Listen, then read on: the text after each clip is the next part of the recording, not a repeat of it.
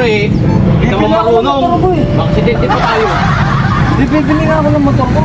Kaya nga papaturo. Doon ka sa tawag dito.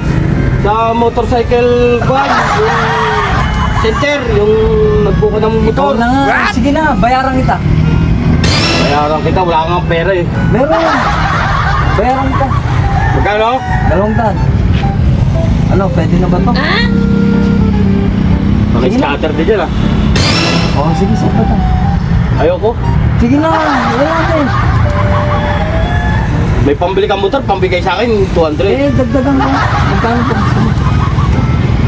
Kulang to pang scatter, 200. 500 di scatter eh. Dagdagan mo pa. Oh, dami ah. Oh, 700. Wala. Aling motor yan?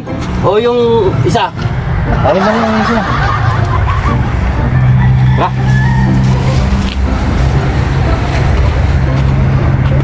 Ayun muna, baka mabawi mo pa ito eh. Ano yung pera natin?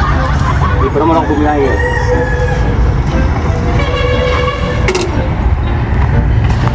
Balik ko lang.